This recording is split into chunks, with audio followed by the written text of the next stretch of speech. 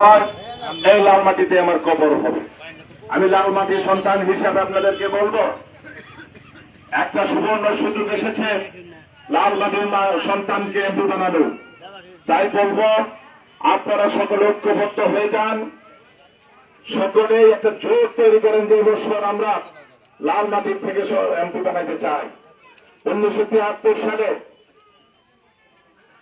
আমাদের সাত্তার সাহেব, ইদিলপুরের সাত্তার সাহেব লালমাটি থেকে এমপি হয়েছিলেন। তারপরে আমি লালমাটির সন্তান আপনাদের কাছে এসেছি।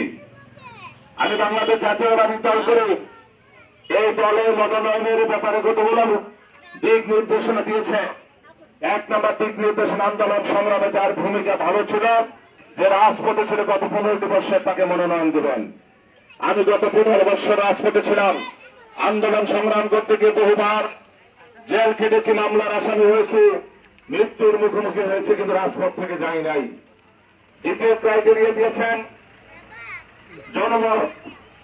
আল্লাহ রহমতে মধুপুর থেকে ধনবাড়ি, এই প্রান্ত থেকে ওই প্রান্ত, আজকে তারা একটাই দাবি, মানুষের একটাই মনোভাব, মানুষ একটাই মানসিকভাবে সিদ্ধান্ত নিয়েছেন, জনগণের কথা, তারা স্থানীয় সন্তান মোহাম্মদ আলীকে আগামী দিনে বিএনপির প্রার্থী হিসাবে দেখতে চায়। ইনশাল্লাহ আমার দল আশা করি আমাকে মনোনয়ন দিবে। আর যদি আমাকে মনোনয়ন দেয়, আমি এলাকার উন্নয়নের জন্য কাজ করব। আমাদের দলের পক্ষ থেকে 31তম কর্মসূচি ঘোষণা করা হয়েছে। রাষ্ট্রকাঠামো মেরামতের এই যে 31 দফা, এই 31 দফার লিফলেট আপনাদের কাছে আমরা পৌঁছে দিচ্ছি। আজকে বাজারে বাজারে দিচ্ছি, এরপর আমরা ঘরে ঘরে আমাদের ভারপ্রাপ্ত চেয়ারম্যানের নির্দেশ অনুযায়ী পৌঁছে দিব।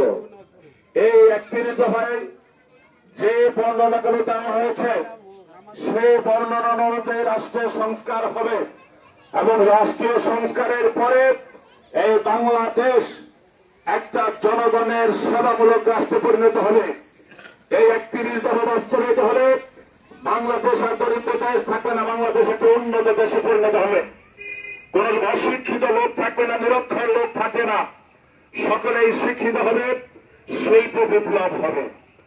আপনাদের দোরগোড়ায় স্বাস্থ্য পৌঁছে যাবে, প্রতিটা সন্তান স্কুলে যাবে, তারা শিক্ষিত হবে, রাস্তাঘাটের উন্নয়ন হবে, শিক্ষা প্রতিষ্ঠানের উন্নয়ন হবে। আপনারা দয়া করে এই লিফলেটটা পড়ে দেখবেন।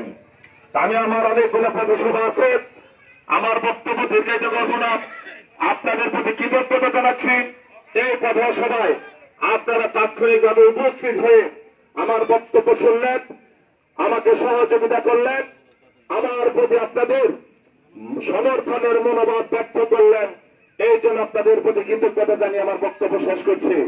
শহীদ জবার হোক, খালেদা জিয়া জিন্দাবাদ, তারেক রহমান জিন্দাবাদ, শালিকাবাসী জিন্দাবাদ, মহেশপাড়া ইউনিয়নবাসী জিন্দাবাদ, মধুপুর ধনবাড়িবাসী জিন্দাবাদ, জিন্দাবাদ।